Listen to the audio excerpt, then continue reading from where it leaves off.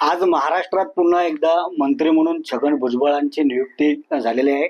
आज त्यांनी शपथ देखील घेतलेले आहे राजभवनामध्ये.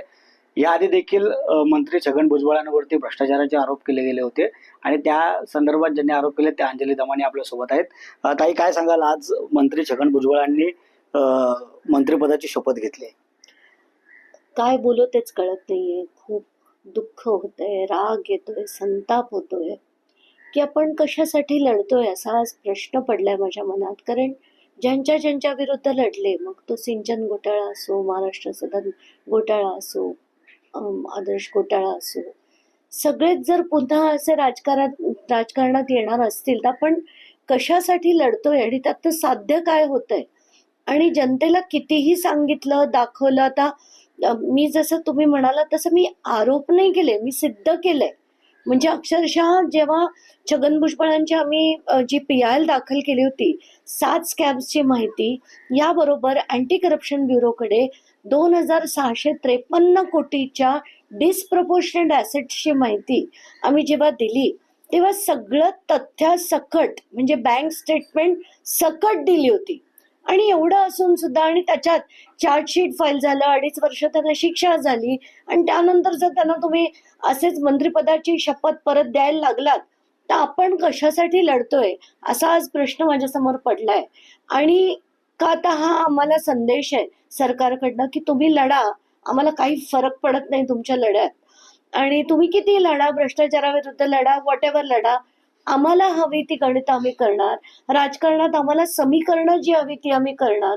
हे जो संदेश असा कुठेतरी येताना दिसतोय, म्हणून मला प्रश्न पडला की आता मी लढू की नको, का आता सगळं बास आणि उरलेलं आयुष्य आहे ते थोडं आरामात घालवावं असा प्रश्न मला पडलाय.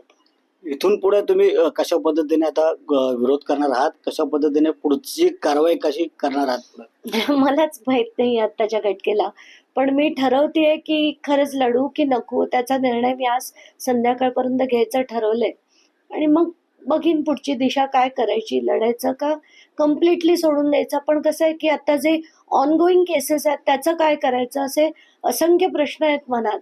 आत्ताच्या घटकेला खरंच सुचत नाहीये, राग येतोय. भारतामध्ये लवकरच जाती जनगणना देखील होणार आहे आणि त्यामुळेच कुठेतरी ओबीसी फॅक्टर कुठेतरी आपल्या सोबत राहावा यासाठी छगन भुजबळांना मंत्री पदावरती बसवण्यात आलं असं वाटतं का?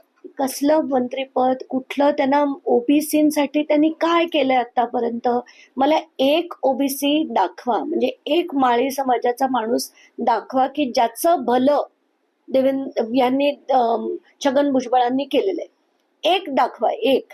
म्हणजे कुठला समाज, कुठली जनगणना, कुठल्या ओबीसी लोकांसाठी हा माणूस झटतोय? झटत असता तर माळी समाजाची परिस्थिती बदलली असती.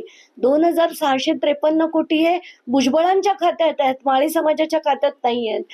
आता हे लोकांना ज्या दिवशी कळेल तेव्हा खरी लोकशाही होईल. कारण आत्ताच्या घटकेला दुकान चालवलं जातंय, समाजाच्या नावाखाली दुकान, आणि हे दुकान चालवणं जेव्हा बंद होईल ना तेव्हा खरी लोकशाही येईल. नक्कीच ताई सांगतायत की हे दुकान चालवलं जात आहे, पण इथून पुढे जे काही निर्णय घ्यायचा तो आज संध्याकाळपर्यंत ते निर्णय सांगणार आहेत. मनीष गांगुर्डे, लोकशाही मराठी, मुंबई. लोकशाही मराठी, ऐका, पहा, जागरूक रहा.